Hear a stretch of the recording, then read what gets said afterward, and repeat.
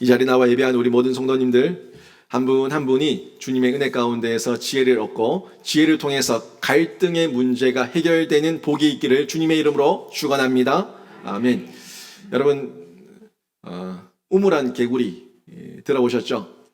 우물안 개구리는 우물 안에서만 있습니다. 그래서 바깥 세상이 얼마나 화려하고 얼마나 아름다운 줄 모르고 그 우물 안에서만 여기가 모든 세상의 전부라고 생각하면서 거기서 살아가는 존재를 우물안 개구리라고 얘기를 하는데, 이 개구리 말고도 새 가운데 그렇게 우물안 새가 있습니다.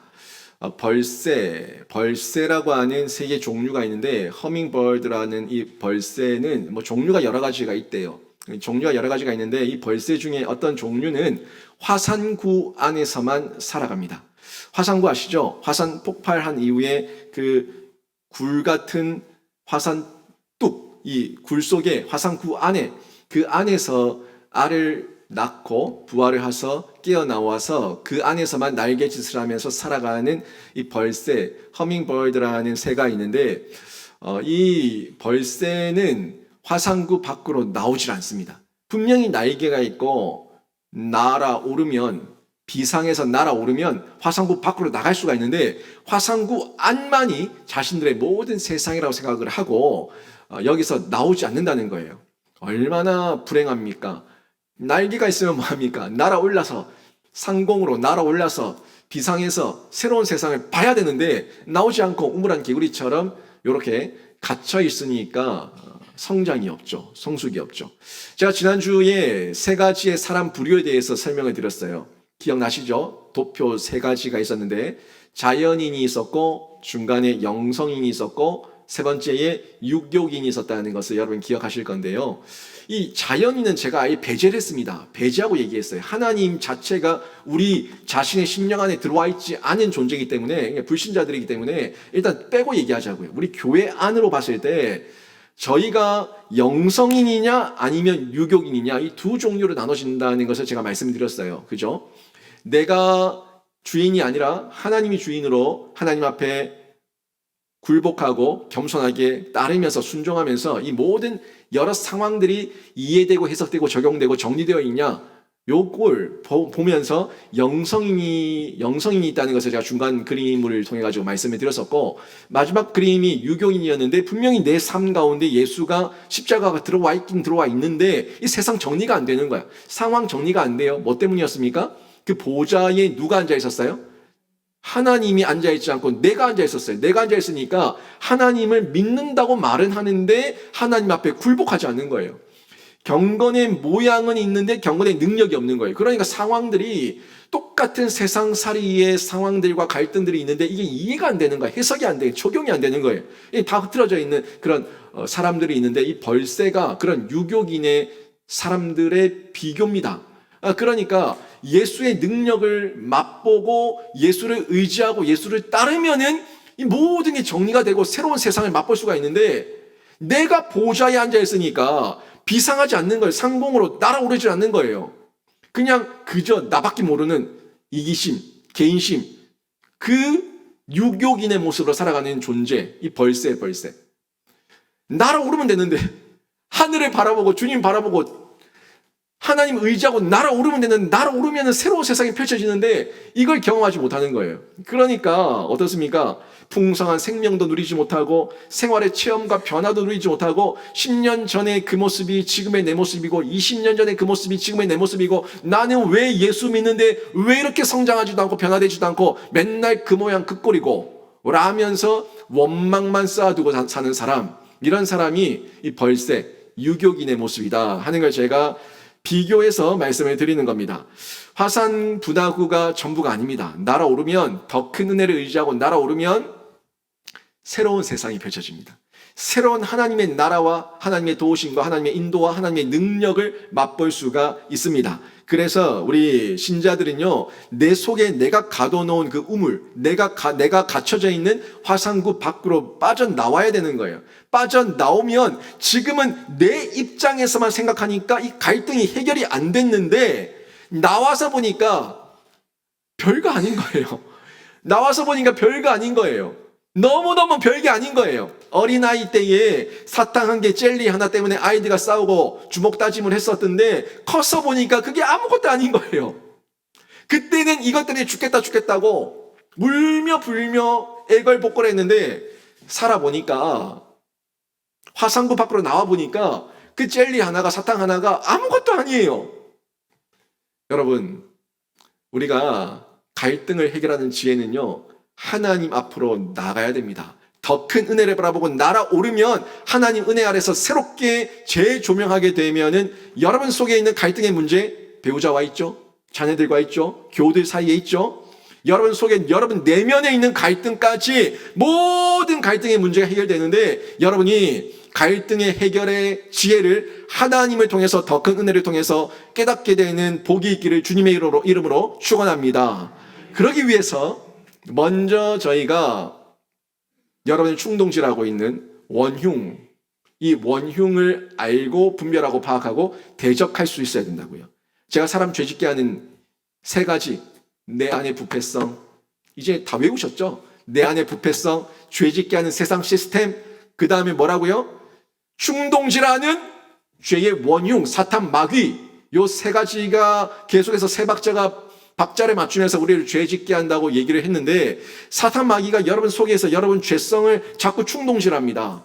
충동질하면서 여러분을 하나님을 떠나게 만들어요. 그리고 세상을 쳐다봤더니 세상은 우리가 가서 빛이 돼야 되고 맛을 전해야 되거든요. 소금 맛, 예수님의 소금, 예수의 맛을 전해야 되는데 빛도 전하지 못하고 맛도 되지 못하고 그저 거기에 속아서 그냥 그렇게 살게 만드는, 똑같이 죄짓게 만드는 이런 죄 시스템, 그냥 자동화 시스템이에요. 들어가면은 그냥 죄짓게 만드는 거예요. 그냥 대학 가면 술 먹게 만들고, 그냥 직장 가면은 못된 짓 하게 만들면서 탈세하고, 리베이트 이런 이상한 짓 하고, 또 술 마시고 다니고, 음주, 음란, 문화에 빠지게 만드는 이 모든 세상 시스템.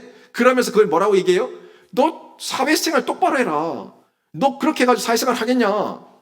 사회에 나왔으면 술도 마시고 윗사람들한테 좀 비유도 맞추고 회사가 원하면은 저기 따라가주고 그래야 승진도 하고 돈도 벌고 보너스도 받고 그런 거지 왜 그렇게 처세술이 없어? 라고 얘기하면서 사람들을 죄짓게 막 부추기는 거. 이게 사탄 마귀의 충동질입니다. 전체적으로 인간 부패성, 세상, 그리고 사탄 마귀 이 모든 충동질 속에서 우리가 당하고 있는 겁니다. 그러면서 최면당하죠? 착각하죠. 아, 세상은 이런 거구나. 세상에서 살아남기 위해서 이렇게 사는 거구나 하면서 똑같이 착각하고 최면당해서 살아가는 존재가 되어버리는 겁니다. 그러면서 제가 지난주 말씀드렸죠. 분명히 하나님의 자녀입니다. 내 속에 하나님을 내가 모셔드렸고 하나님을 모시며 살기를 원합니다. 라고 얘기하는데 하나님의 백성인데 원수처럼 굴고 있는 거예요. 세상과 벗했다고요. 세상과 벗하면은 하나님과 원수가 된다. 지난주 말씀 기억나시죠? 근데 그 원수는 원수로 존재가 내가 사탄 마귀가 된 게 아니라 원수처럼 굴고 있다는 거예요. 내 자녀인데, 내 자녀고 내 사랑하는 배우자인데 원수처럼 굴고 있을 때 미울 때가 있지 않습니까? 그 배우자를 충동질하고 내 자녀를 충동질하고 있는 거는 분명히 내 배우자고 내 자녀, 내 가족이 맞는데 굴고 있어요. 원수처럼 굴고 있어요. 이걸 여러분이 파악하시고 분별하셔야 된다는 겁니다. 야고보가 그래서 유교인의 모습을 벗어버리고 갈등을 해결하기 위해서 너희 속에 충동질하고 있는 그 진짜 죄의 원흉 사단 마귀를 분별하고 파악하고 대적하라고 얘기하고 있는 거예요. 대적해서 싸우라는 겁니다. 떠나보내라는 거예요. 거기에 속지 말고 떠나보내라는 거예요. 오늘 7절 말씀 보십시오. 7절 보시면 그런즉 너희는 하나님께 복종할지어다. 그리고 뭐라고요? 마귀를 대적하라. 그리하면 너희를 피하리라. 아멘. 사탄아 물러가라.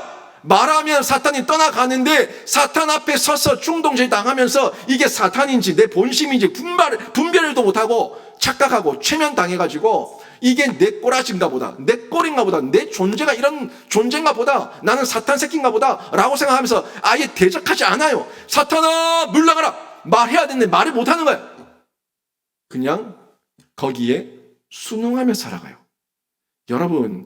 여러분의 마음의 내면에 충동질하는 그 모든 미운 마음은요, 하나님 아버지의 마음 아닙니다. 사탄 마귀의 마음이에요. 그때 떠나 보내십시오. 제가 성도들에게 영적 싸움 해야 됩니다. 영적 전투 해야 됩니다. 영적 전쟁에서 이기십시오라고 얘기하면은, 목사님, 사탄 마귀가 눈에 보여야 싸우죠. 눈에 보여야 멱살 잡고 눈에 보여야지 때리든지 말든지 할 건데 눈에 보이질 않는데 어떻게 싸웁니까? 어떻게 피합니까? 여러분, 사탄 마귀를 전혀 제대로 이해하지 못하고 있는 겁니다. 여러분 속에 사탄 마귀가 있는 거는요, 결국에 여러분의 충동질 당한 모습을 통해서 드러납니다. 여러분이 사탄이 아니에요. 여러분 사탄이 아닌데 여러분 속에 타고 들어온 사탄 마귀가 여러분의 충동질 하면은 여러분이 사탄처럼 원수처럼 구는데 그 모습이 어떻게 나타나냐면 미움, 시기, 질투, 그리고 온갖 적개심, 분노, 이런 감정으로 나타나요. 아니, 평온하던 내 가슴이, 내 감정이 갑자기 저 인간 얼굴 보니까 막 속에서 부글부글하고 얼굴이 벌개지고 어찌할 바를 모르겠고 내가 뭐라도 한마디 해야겠고 어떻게 하면 저 사람을 더 민망하게 만들 수 있을까? 어떻게 하면 저 사람을 더 면박을 줄 수 있을까? 이런 마음이 막 생기는 어떤 부정적인 마음들, 그거 여러분 본심 아닙니다. 여러분 본심이면 여러분이 지금 누구한테 충동질 당해요? 사탄에게 충동질 당해서 나타난 여러분의 감정입니다. 이걸 여러분 분별하셔야 돼요. 그때 여러분 감정에 순응하지 마시고 이건 내 감정 아니다. 이 감정은 사탄 마귀가 주는 충동질이다 하는 걸 분명하게 알고 내 속을 향해서, 내 속의 그 미운 마음을 향해서 사탄아 물러가라 말할 수 있는 용기와 담대함이 있어야 되는 거예요. 그거를 묵상해요. 그렇게 해야 되는데 그걸 하지 않고 묵상하면서 어떻게 하면 더 골탕 먹일까? 어떻게 하면 더 밉게 만들까? 어떻게 하면 더 짓밟아줄까? 어떻게 하면 더 부끄럽게 만들까? 이 못된 마음이 생기는 겁니다. 거기서 나오시라는 겁니다. 이런 마음이 내 마음에만 있는 게 아니라 사탄은요, 또 상대방 마음이 들어갔거든요. 상대방 마음도 공격해요. 그러니까 상대방이 못된 마음을 가지고, 미운 마음을 가지고 나에게 못되게 구니까 나도 니만 욕할 줄 아나, 나도 하면서 같이 부딪히는 거죠. 한 명만 휘두르면 될 건데, 한 명만 휘두르면 소리 안 날 건데, 한 명이 휘두른다고 못된 짓 한다고 니만 할 줄 아나 하면서 나도 쳐버리니까 소리가 나는 거예요. 이게 갈등이 폭발한 거죠. 여러분, 이런 모든 마음들을 저희가 분별하고 공격을 하고 공격을 받는 그 자리에서 뛰쳐나와야 됩니다. 그리고 대적하면은 사탄 마귀는 피합니다. 피하게 돼 있어요. 왜? 내가 능력 있는 게 아니라 예수의 이름이 능력이 있기 때문에 예수의 이름으로, 나사렛 예수 그리스도의 이름으로 명령할 때 사탄 마귀는 떠나가는 역사와 떠나가는 은혜가 주어질 줄로 믿습니다. 능력으로 얘기하는 거예요. 예수의 이름으로. 예수의 이름으로 대적하면은 떠나가는 겁니다.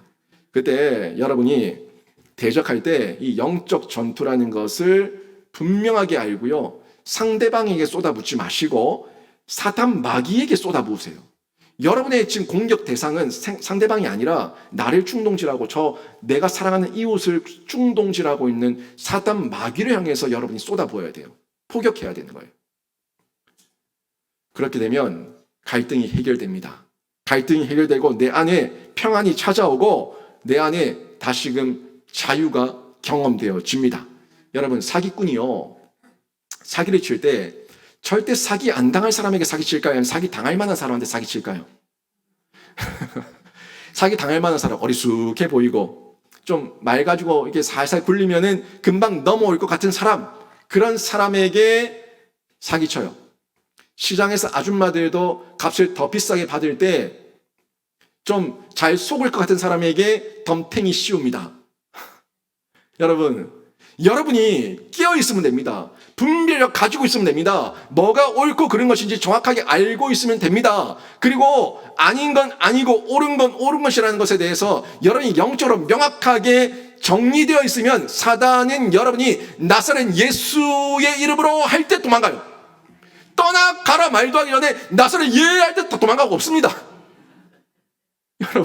여러분 성경의 진리를 정확하게 아시고 성경의 진리 가운데는 예수의 능력을 힘입어서 여러분이 사단 마귀에게 놀아나지 마시고 여러분이 사단 마귀를 다스릴 수 있는 권세를 누리시기를 주님의 이름으로 축원합니다. 그러면 우리가 새로운 복을 누리는데, 제가 여러분에게 우리 밑에도 비치해놨고 영적 전투 이 소책자 놔둬놨지 않습니까? 이거 뭐야? 버리지 마시고 여러분 소장하시고 가지고 계시고 언제 어디서 어떻게 사단마귀가 여러분 마음에 충동질할지 모르니까 그때 소책장 딱 갖고 계시다가 딱 그 사단마귀가 공격하면은 짜라락 펼쳐가지고 그 시키는 대로 그냥 하시면 돼요. 자세히 적어놨지 않았습니까? 자세히 적어놨어요. 저에게도 영적 전투가 있습니다. 저라고 목사라고 날마다 샬롬 은혜 그러고 있는 줄 아십니까? 저에게도 충동질할 때 저도 기도의 자리에 나와야 되고 엎드려야 되고 예수 이름을 불러야 되고 하나님 앞에서 찬양 부르고 기도합니다. 그럴 때 떠나가는 거예요. 여러분 자만하지 마세요. 이제 됐다고요? 어디? 된 사람 아무도 없습니다. 우리 성화는요 평생입니다. 주님 앞에 갈 때까지 끝까지 원흉, 우리를 어떻게든 넘어뜨리려고 하는 이 원흉을 대적해야 되는 거예요. 양육, 교육, 훈련 제가 받으라고 암만 얘기해도 나는 바빠서 안 돼. 나는 피곤해서 안 돼. 나는 뭐 때문에 안 돼. 나는 머리가 안 좋아서 안 돼. 나는 못 외워서 안 돼. 나는 뭐 해서 안 돼. 안 돼라고 얘기하는데 안 된다고 스스로 최면을 걸고 있는 그 원흉은 누굴까요? 사단 마귀입니다. 여러분에게 자기 합리화시키면서 끝까지 못하게 하는 거는 사단 마귀예요. 여러분 훈련받은 만큼 깨고 깬 만큼 공헌한다는 이 사실 확실하게 믿으시기를 바랍니다. 훈련받은 만큼 깨고 깬 만큼 공헌하게 되면 여러분 속에 말씀이 머릿속으로 들어오고 말씀의 능력이 내 안에 정적으로 내가 느끼는 느낌으로 약동하게 되고 그러면 의지적으로 살아낼 때에 사단 마귀를 떠나보내는 권세와 능력을 여러분이 누릴 수가 있는 거예요. 여러분 누리세요. 원흉, 사단 마귀 대적, 그 대적을 대적하기 위해서 전신갑주를 취해야 되는데 전신갑주가 뭔지도 모르고 말씀이 뭔지도 모르고 기도가 뭔지도 모르고 아무것도 모르는데 어떻게 대적할 수가 있겠습니까? 대적하기 위해서 여러분이 나오시면 여러분이 능력 있게 이겨낼 수가 있고 심지어 나중에는 이기는 정도가 아니라 모든 갈등을 해결하면서 여러분 삶 가운데 하나님의 평안과 자유를 나눌 수 있는 은혜를 누리게 되는 겁니다. 은혜로 그 문제들을 하나하나 해결해 나가는 기쁨을 누리게 되는 거죠. 제가 지난주에 더 큰 은혜에 대해서 말씀을 드렸어요. 더 큰 은혜를 말씀드렸는데 이 은혜를 받고자 하면요. 딴 거 아니에요. 더 큰 은혜는 딴 게 아니라 은혜의 원천이신 하나님께 가까이 가는 게 더 큰 은혜를 받는 비결입니다. 더 큰 은혜를 받고자 하면 가까이 가야 될 거 아닙니까? 가까이 가야지. 가까이 가면은 그분과 동고동락하게 되고 내 안에 말씀이 임재하고 내주하시는 그 감격을 체험할 수가 있어요. 사랑하면요, 여러분. 사랑하면 그 사람이 나에게 보낸 문자 하나, 그 사람이 나에게 보낸 메시지 하나, 카톡의 내용 하나, 심지어 연애 편지의 단어 선택 하나까지도 나에게 다 의미가 됩니다. 그죠? 그냥 편지를 읽으면서 씩 웃어요. 그냥 웃으면서 이건 무슨 의미일까? 이건 어떤 내용일까? 이건 나에게 어떤 내용을 전달하는 걸까? 무슨 고백이지? 하면서 하나하나 다 의미를 둡니다. 그리고 의미가 나에게 점점 커지면 커질수록 그 사람을 만나고 싶어요. 그 사람과 함께 있고 싶어요. 그 사람과 함께 살고 싶어요. 그 사람과 영원히 함께 있기를 원합니다. 이게 사랑이죠. 진짜 사랑이죠. 물론 여러분의 지금 사랑은 변질된 사람들이 많아가지고 그 사람이 미워질 때가 많지만 진짜 참사랑은요. 예수 안에서의 사랑은 진짜 참사랑을 느끼면 그 참사랑은 더 만나고 싶고 더 보고 싶고 더 느끼고 싶고 더 함께이고 싶은 사랑을 경험하게 되는 거예요.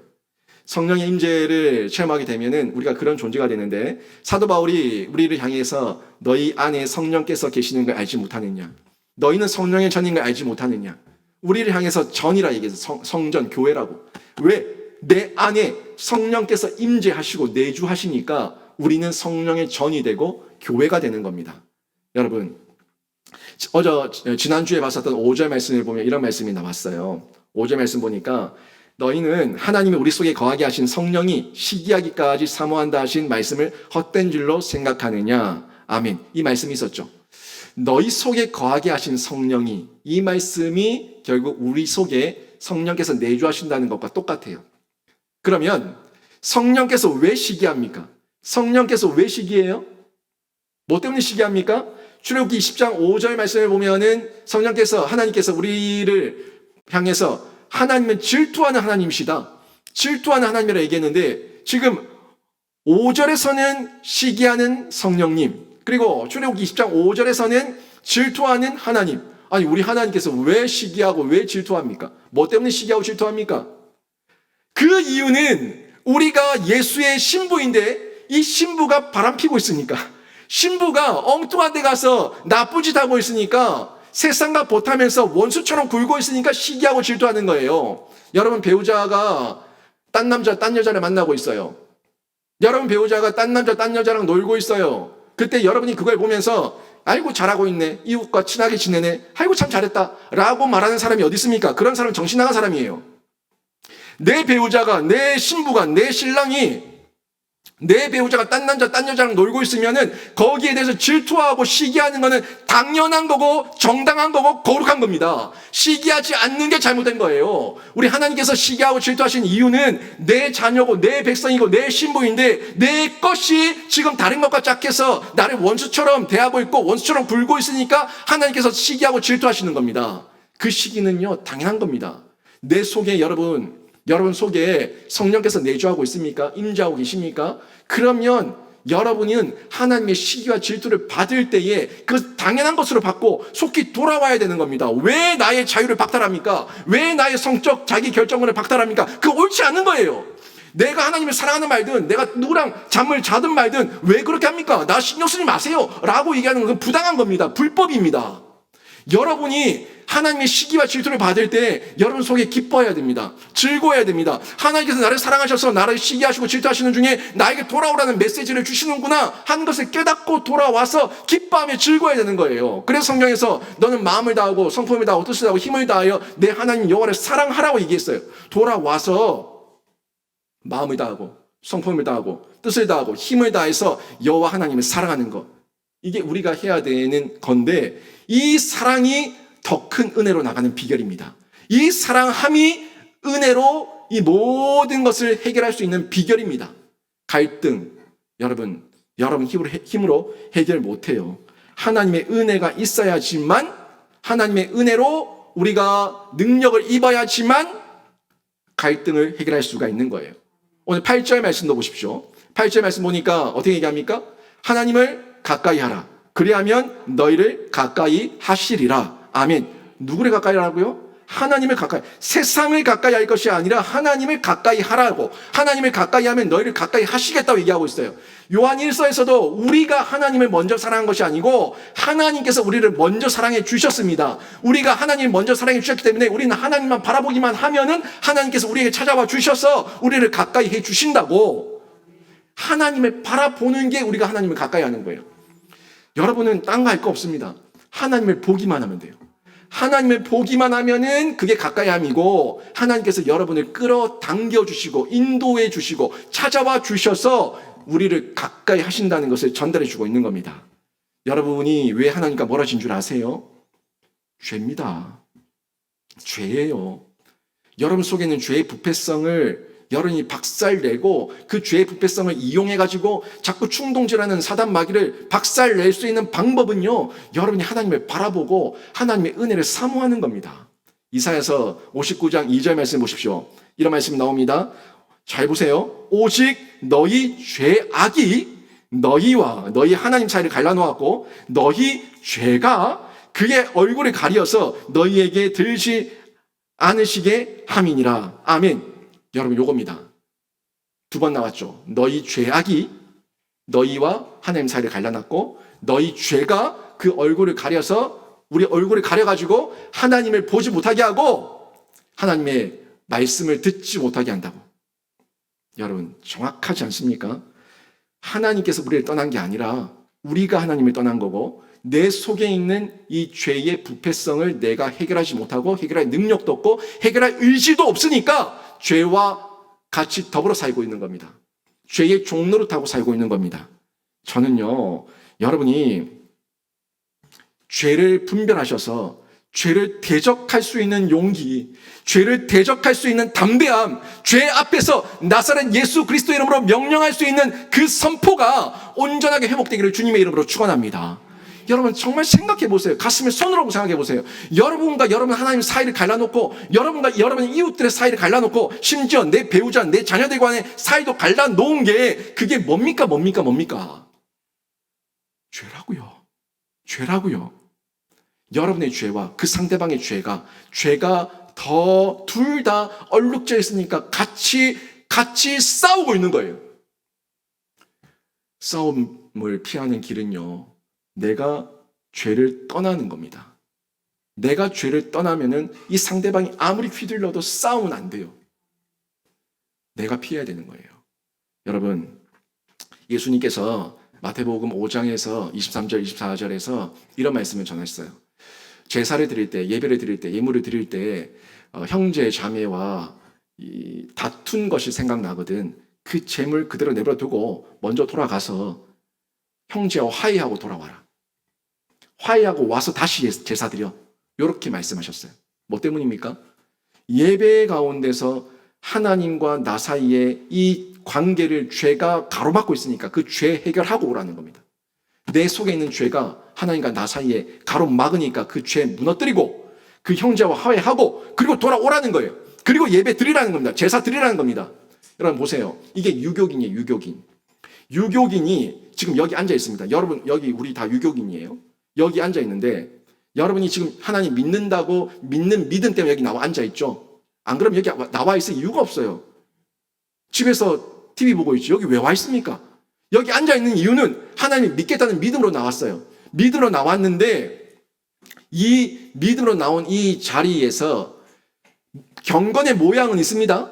지금 경건의 모양은 있어요. 경건의 모양은 예배드리고 앉아있는 모습이 경건의 모양은 있는데 내 마음에 무슨 생각이 있냐면 저 꼴보기 싫은 인간, 오늘 가면 또 그 꼴을 봐야 되나, 이런 마음. 저 사람은 저기 왜 앉아있노? 저 사람 꼴도 보기 싫다. 저 사람 교회 좀 안 나왔으면 좋겠다. 이런 온갖 마음으로 얼룩져 있다면 이 예배가 경건의 모양은 있을지언정 경건의 능력이 되겠냐는 거예요.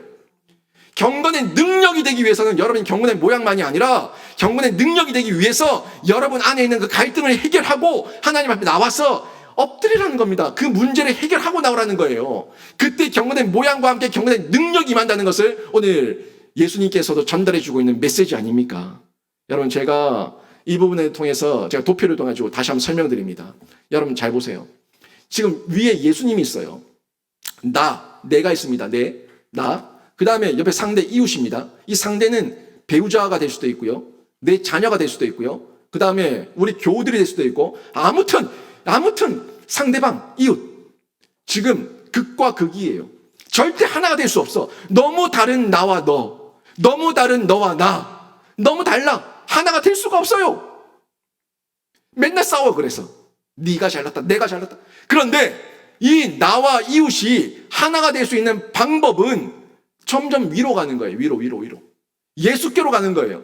예수께로 가는데, 예수께로 가면은 더 큰 은혜가 우리에게 임하고, 더 큰 은혜가 임하면 예수의 은혜로, 성령의 하나됨으로, 하나님의 말씀의 능력으로 우리 모든 것이 하나 되는 은혜를 누리게 될 줄로 믿습니다.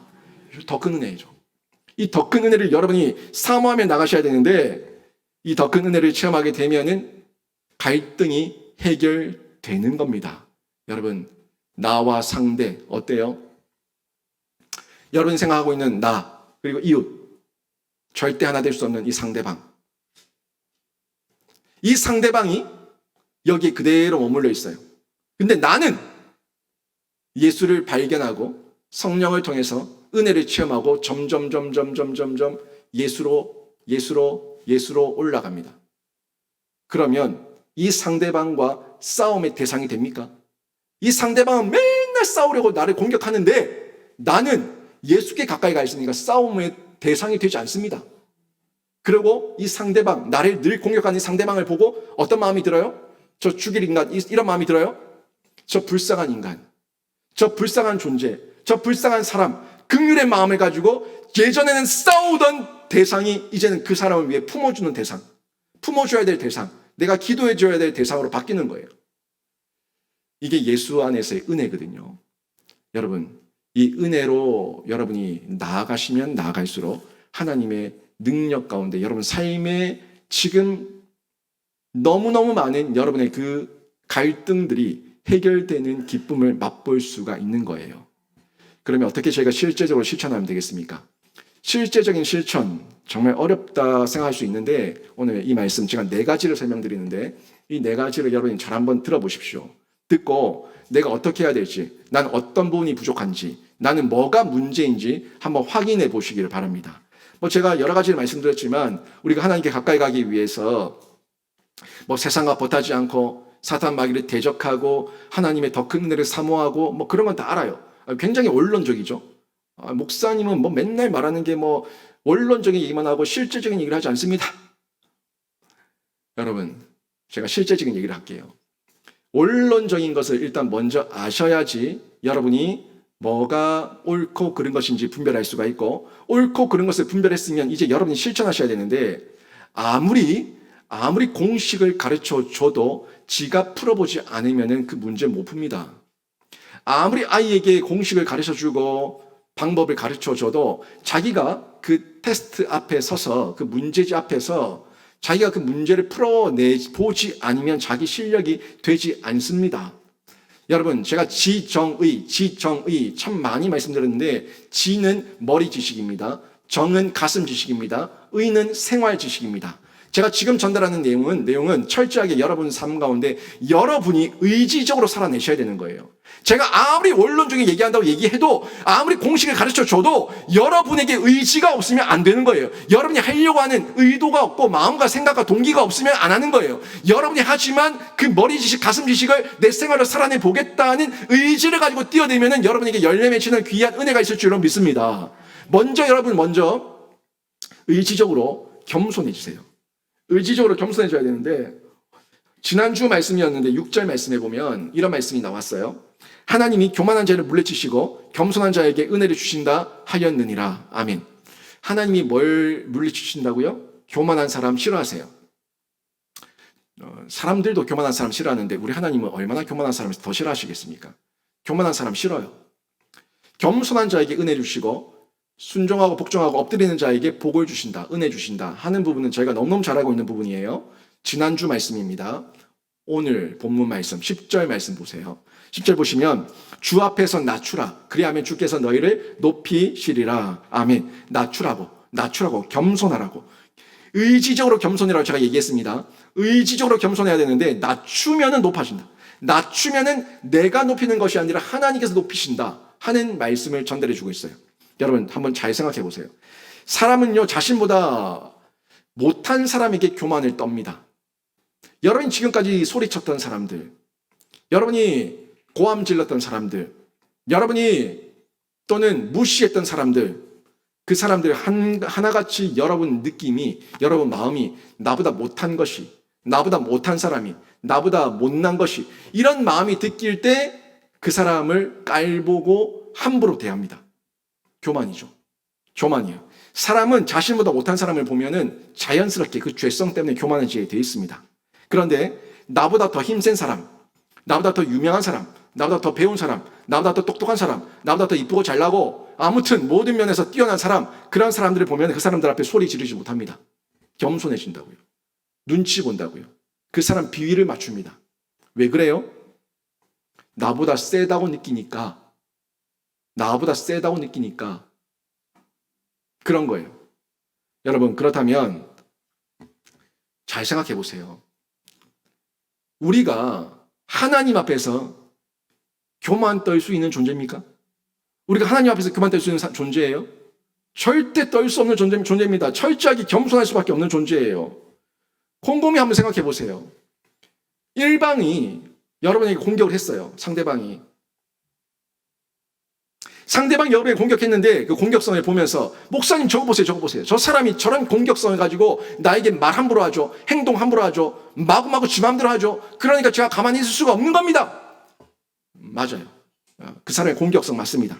그 공격성 맞는데 그 상대방보다 내가 더 큰 공격성과 적개심을 가지고 깔아뭉개려고 그래요. 나는 방어라고 얘기합니다. 아니 저 사람이 나를 공격하니까 내가 방어하기 위해서 내가 이 사람에게 함께 대적한 건데 그 대적을 할 때 이미 나는요 교만해져 있기 때문에 감히 네가 나한테 건드려? 내가 네한테 어떻게 하나 봐라 라는 마음으로 깔아뭉개려고 한다고요. 내가 너보다 더 세고 내가 너보다 더 잘났고, 내가 너보다 더 말빨 있고, 내가 너보다 더 똑똑하다는 걸 보여주려고 합니다. 이게 교만이에요. 그래서 성경에서는 철저하게 겸손할 것을 요구하고 있는데, 우리가 하나님 앞에 나가면 나아갈수록 나는 하나님 앞에서 아무것도 아닌 존재라는 걸 알게 되고 발견하게 되니까 겸손해질 수밖에 없는 거죠. 겸손해졌을 때 나란 존재가 겸손해지면 이 상대방도 불쌍히 여겨지는 거죠. 하나님의 그 은혜 아래로 보니까, 은혜의 눈으로 보니까 이 사람을 불쌍히 여기고 긍휼히 여길 수가 있는 겁니다. 이거는요, 우리 삶 가운데 내가 지금 어떤 은혜 가운데 있는가, 어떤 존재에게 붙들려 있는가 하는 것을 보면은 확실하게 드러납니다. 여러분이 사단 마귀에게 붙들려 있으면은 교만한 가운데 깔아 뭉개려고 덤비고요. 여러분이 하나님의 은혜 가운데 있으면은 하나님의 사랑으로 그 사람을 불쌍히 여기는 마음으로 내가 하나님 앞에서 철저하게 겸손해지고 낮아졌기 때문에 이 상대방을 남을 나보다 낮게 여기는 온유함을 보이는 거예요. 온유함을. 여러분, 예수님께서 12군단 천사 12군단을 더 호출할 수 있는 능력이 없는 줄 알았냐? 이런 말씀을 베드로에게 하셨을 때 그렇지 않습니까? 예수님께서는 그런 능력이 있지만 비우시고 낮추시고 십자가의 자리까지 온전히 나아가시는 그런 완벽한 자기 비움, 겸손, 이 모습을 보여주셨는데, 여러분, 의지적인 겸손이에요. 겸손하세요, 겸손하세요. 여러분, 교만한 거 다 압니다. 저도 교만한 존재입니다. 그런데 우리 교만한 우리가 의지적으로 겸손해야 된다고요. 내가 하나님 앞에서 낮아질 수밖에 없는 존재라는 걸 인정하고 의지적으로 엎드려야 된다는 거예요. 두 번째로 보시면 의지적으로 복종해야 됩니다. 의지적으로 순종하는 거예요. 7절 말씀 볼까요? 7절 보시면 그런즉 너희는 하나님께 복종할지어다. 아멘. 내 방법이 최상이다, 최선이다. 내가 제일 잘났고 내가 제일 똑똑하고 내 하는 것이 다 옳다. 여러분, 그렇게 살아오셨죠? 그렇게 살아오셨다면 여러분의 그 최상과 최선의 결과가 여러분이 지금 삶의 열매로 지금 보여주고 있는데, 여러분의 삶의 열매는 어떻습니까? 여러분이 지금 가장 옳다, 내가 제일 잘하고 있다 라고 열심히 살아오셨던 그 결과와 열매가 여러분 삶 가운데 지금 어떻습니까? 만약 이 삶 가운데 결과와 열매 가운데 나의 부족함을 발견하고 내 마음에 들지 않는 면이 있다면 나의 선택이 최상이 아니었고 최선이 아니었다는 것을 확실하게 이미 증명되지 않았습니까? 이미 증명되지 않은 내 못난 모습이 있다면 그 모습을 우리가 이제 하나님께 맡기고 하나님의 뜻이 뭔지, 하나님께서 원하시는 건 뭔지 이걸 물어야 될 거 아닙니까? 물어야 되는데 물어서 알아야지 순종할 건데 묻지 않으니까 순종을 안 하는 거예요. 복종하지 않는 거예요. 하나님의 뜻을 알아야 복종할 거 아닙니까? 뜻을 알아야 복종할 건데 뜻도 모르고, 뜻도 모르니까 할 마음도 없고 할 이유도 없고 아무것도 몰라요. 그러니까 내 마음대로 살아가는 거예요. 하나님 앞에서 물으세요. 하나님 뜻이 뭡니까? 하나님의 계획이 뭡니까? 하나님의 의도가 뭡니까? 하나님의 본질이 뭡니까? 하는 것을 알게 되면 이제 알았다면 여러분 어려워요. 그거 실천하기가 너무 어려워요. 실천하기가 어렵지만 의지적으로 복종하십시오. 의지적으로 순종하십시오. 저도 의지적으로 순종합니다. 우리 성경의 위대한 인물인 사도 바울도요, 자신의 삶을 돌아볼 때에 의지적으로 하나님 앞에 순종했습니다. 의지적으로 복종했어요. 고린도전서 9장 27절 볼까요? 고린도전서 9장 27절 보시면 이런 말씀이 나옵니다. 내가 내 몸을 쳐 복종하게 함은 내가 남에게 전파한 후에 자신이 도리어 버림을 당할까 두려워함이로다. 아멘. 내가 복음 전하고 있고 내가 은혜를 전하고 있고 내가 예수를 전하고 있는데 내가 전한 이후에 내가 도리어 버림을 당할까 두렵다. 나의 교만과 나의 순종하지 못함을 통해 가지고 내가 버림을 당할까 두렵기 때문에 날마다 나를 쳐서 복종케 하는 의지적인 복종, 의지적인 순종을 바울도 살았다는 거예요. 여러분, 의지적으로 기도의 자리에 나오세요. 의지적으로 예배의 자리에 나오세요. 의지적으로 하나님 앞에 나오세요. 제가 지난주 금요일에 우리 교회 금요기도의 현 상황을 보고 기가 차가지고 제가 마음이 많이 상했어요. 마음이 상했어요, 그때. 마음이 상했는데 여러분 의지적으로 나오세요. 안 나올 핑계를 찾지 마시고 의지적으로 나오시고 의지적으로 기도하시고 의지적으로 예배하십시오. 의지적이에요, 의지적. 날마다 나를 쳐서 복종케 함은 내가 복음을 전한 후에 도리어 버림을 받으니까 두려워함이라. 두려워해야 돼요. 두려워해야 돼요. 여러분이 믿는 예수, 내가 아는 예수, 여러분 지금 아는 거 전부라고 생각하지 마시고 여러분이 의지적으로 내 몸을 쳐서 복종하게 하십시오. 그 복종이 있을 때 삶의 변화가 있고요. 실천이 있고 갈등이 해결되는 은혜를 누릴 수가 있는 겁니다. 세 번째가 철저한 회개예요. 이 철저한 회개는 이 8절 9절 말씀에서 볼 수가 있는데요. 보십시오.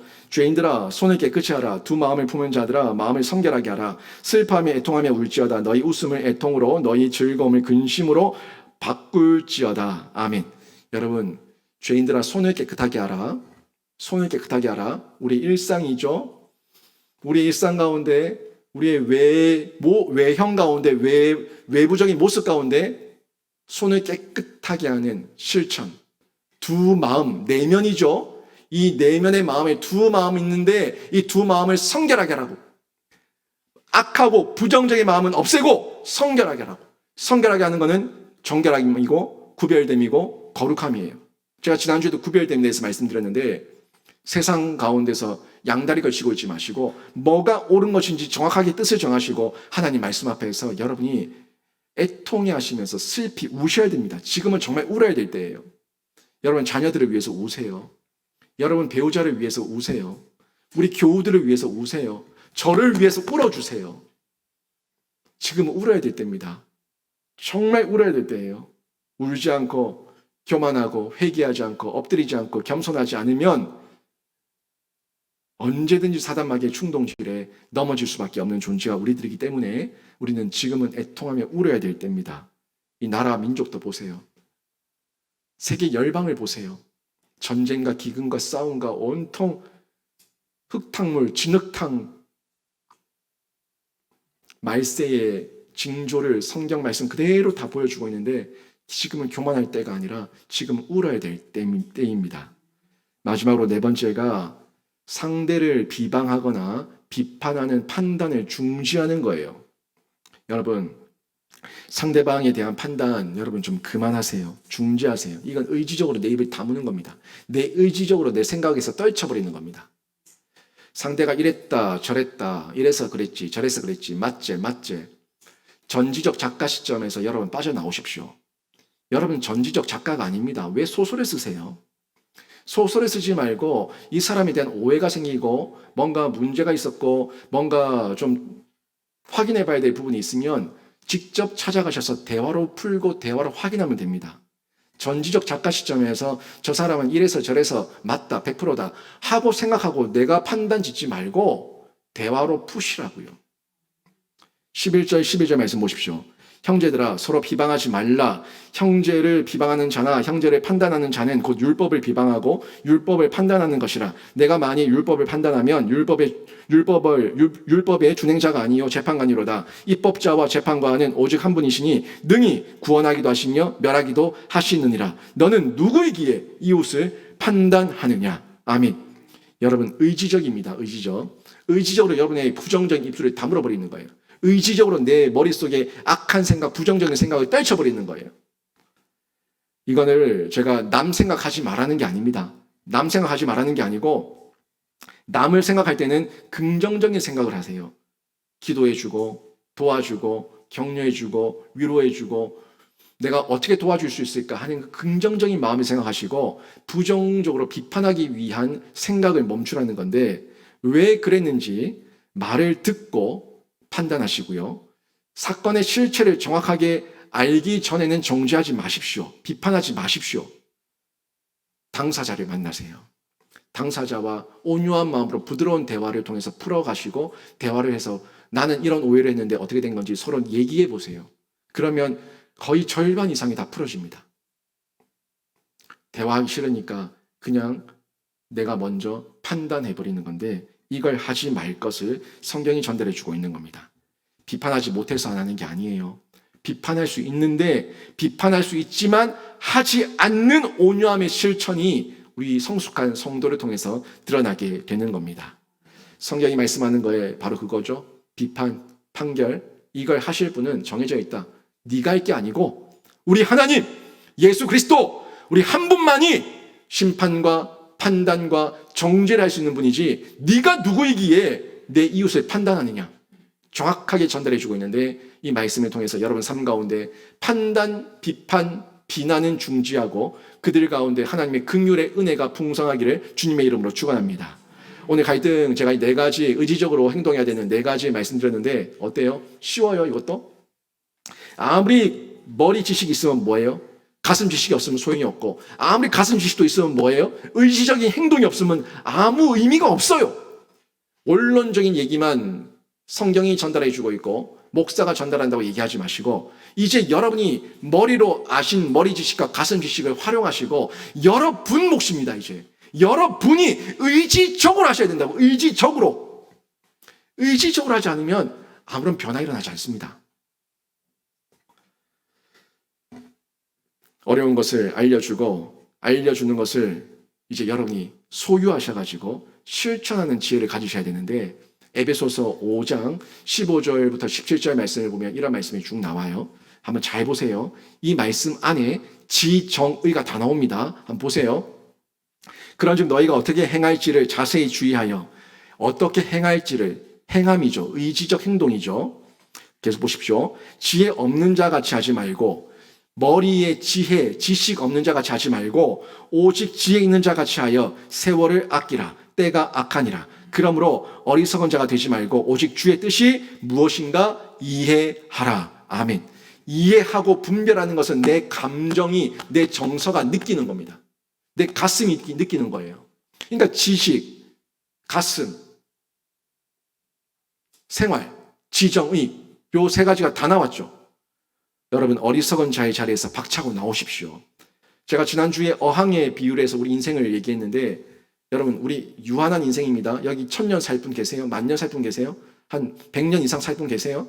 대부분 사람들이 100년 이하로 다 살고 이 땅을 마감합니다. 유한한 인생입니다. 여러분 인맥이 무한한 사람이 있습니까? 여기 무한한 인맥 갖고 계신 분 계세요? 바이든 대통령 아는 분 있어요? 푸틴 대통령 아는 사람 있어요? 우리 인맥은요 그저 이 대한민국 안에서 조금 확장되면 약간 외국에 그냥 유한합니다. 유한한 인맥입니다. 여러분이 속해져 있는 공동체, 여러분이 속해져 있는 동아리, 여러분이 속해 있는 개 모임, 그 공동체와 모임들이 무한합니까? 유한합니다. 유한한 인생의 유한한 인맥의 유한한 공동체 속에서 우리는 살아가는 어항 속에 있는 존재입니다. 이 어항 속에서 우리가 살아가고 있는데 이 속에서 어리석게 살지 말고 지혜롭게 살면서 세월을 아끼라는 이 말씀이 우리에게 주시는 메시지예요. 어리석게 살지 말고 이 세월 속에서 시간을 아끼고 열매 맺는 삶을 살 것을 촉구하고 있는 거예요. 저 사람만 하면은 저 사람 때문에 나도 같이 썩어요. 같이 더불어 사는 겁니다. 우리 교회 안에서 저 사람만 내보내면 교회가 화평할 것 같아요? 또 교회는 갈등과 분쟁입니다. 더불어 사는 거예요. 더불어서 함께 살아가는 중에 나의 태도를 바꾸는 거죠. 신자의 태도를 바꾸면 신자의 고도가 결정된다는 거 제가 말씀드렸죠. attitude를 바꾸면은 attitude가 바뀐다고. attitude. 여러분 바꾸세요. 여러분의 태도를 바꾸면 여러분의 고도가 바뀝니다. 여러분 일상의 태도를 바꾸면 여러분의 일상의 고도가 바뀝니다. 저희가 이 태도를 바꿔서 내가 최선이 아니라 하나님의 고도로 하나님을 바라보고 하나님께로 나가면 사는 겁니다. 여러분 출애굽기 때 놋뱀 사건 아시죠? 놋뱀 사건. 불뱀에 물려가지고 사람들이 다 죽어가고 있어요. 죽어가고 있을 때 하나님께서 모세에게 놋뱀을 만들어서 장대에 달아 올리라 그랬어요. 아주 높이 달아 올렸습니다. 그리고 놋뱀만 보면 산다고 얘기했어요. 보면 산다고 얘기해서 천막을 제끼고 텐트를 제끼고 그걸 바라본 사람들은 살았고 무슨 헛소리야. 무슨 헛소리야. 내가 죽어가고 있는데 약이나 갖고 와. 의사를 데리고 와. 하면서 쳐다보지 않고 텐트를 제끼지 않은 사람들은 다 죽었습니다. 여러분의 눈을 바꾸시면 돼요. 여러분의 눈을 텐트를 제끼고 하나님을 바라보면은 하나님 안에서 새롭게 사는 거예요. 여러분 지금 세상을 기웃거리고 있습니까? 세상을 기웃거리면서 세상 가운데 유혹을 당하고 있어요? 유혹을 당하는 그 순간에 여러분이 눈을 돌려버리시고 묵상하지 않고 눈을 돌려서 하나님을 바라보면은 하나님 안에서 새로운 태도가 결정되고 새로운 태도가 바뀌면 고도가 결정되고 삶이 바뀌는 은혜를 누리게 될 줄로 믿습니다. 고도를 바꾸세요. 태도를 바꿔서 고도로 들어가세요. 하나님의 고도로 들어가는 거예요. 이런 모습으로 저희가 생활 가운데 신앙의 성숙을 이루어야 되는데, 핸들리 페이지라는 조종사가 있었어요. 옛날 항공기 전투기 이 문화가 이 시대가 도래한 지 얼마 안 됐을 때 아주 초창기 이 조종사였는데, 이 핸들리 페이지가 훈련 중에 조정을 하는데, 하루는 조정기 조정을 하면서 비행을 하고 있는데, 하루는 비행기 안에서, 옛날 얘기입니다, 비행기 안에서 쥐새끼 소리가 나는 거예요. 찍찍찍찍. 쥐새끼가 소리를 내면서 뭔가를 깔아먹는 소리가 나는데, 이 핸들리 페이지가 긴장을 한 거죠. 야, 이 비행기는 아주 섬세한 기계들인데 어떤 선이나 회로를 잘못 손대가지고 비행기가 추락하면 어떡하지?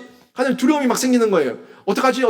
그렇다고 자동 항해 시스템이 있는 것도 아니고 핸들을 놓을 수도 없고, 지금 쥐를 잡을 수도 없고, 조종실 안에서 쥐를 잡을 수도 없고, 난리가 난 거죠. 어떡하냐. 돌아갈 수도 없고, 훈련 중이니까. 그래가지고 이 핸들리 페이지가 안 되겠다 하는 중에 지혜가 떠오른 거예요. 지혜가 떠올라서 어떻게 했냐면, 그 비행기가 가장 높이 오를 수 있는 상공으로, 가장 높이 올릴 수 있는 고도로 비행기를 올려버렸습니다. 비행기를 올려버리니까 기압에 의해 가지고 쥐가 죽어버렸어요. 한참을 올라가서 최고로 높은 그 비행을 하는 중에 가만히 들어보니까 쥐 소리가 안 나는 거예요. 그래서 이제 훈련을 마치고 비행장으로 돌아왔더니 그 비행기 안에 조종실에 죽어있는 쥐를 발견할 수가 있었다는 이야기를 들었습니다. 여러분 속에 지금 쥐가 있어요. 여러분의 고도, 여러분 인생 신앙의 고도를 높이면서 여러분이 신앙 운항을 하고 있는데, 여러분 안에 쥐가 있다고요.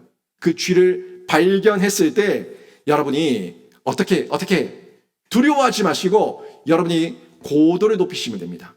하나님의 은혜 가운데 고도를 높이시면은 여러분이 하나님의 더 큰 은혜의 태도를 통해 가지고 더 큰 은혜의 고도를 경험하시게 되고, 여러분 삶 가운데 있는 여러 문제들과 갈등이 해결되는 은혜를 누리시게 될 줄로 믿습니다. 오늘 말씀 정리하면요, 원흉, 대적, 사단, 마귀라고 얘기했습니다. 예수의 이름으로 선포하시고 예수의 이름을 의지하시면서 쫓아내십시오. 그리고 은혜로 해결하시는데, 은혜의 원천이신 예수 그리스도께 접속되어서 날마다 예수 은혜 아래서 예수의 능력으로 감당해내시고, 그리고 의지적으로 실제적 실천하시는데 의지적 태도를 바꾸셔서 하나님의 고도로 진입하는 그런 은혜를 누리시게 되면 여러분 삶 가운데 갈등이 해결됩니다. 갈등을 해결하는 지혜를 날마다 누릴 수가 있습니다. 또 이 땅 가운데 현세 천국을 누리면서 기쁨 가운데, 자유한 가운데 똑같이 싸우는 사람이 아니라 똑같이 싸움을 거는 그 사람을 다스리고 통제하며 그 사람을 주님께 이끌어내는 그런 생명사역자로 쓰임받는 귀한 은혜가 주어질 줄로 믿습니다. 이런 신자 다 되시기를 주님의 이름으로 축원합니다. 아멘.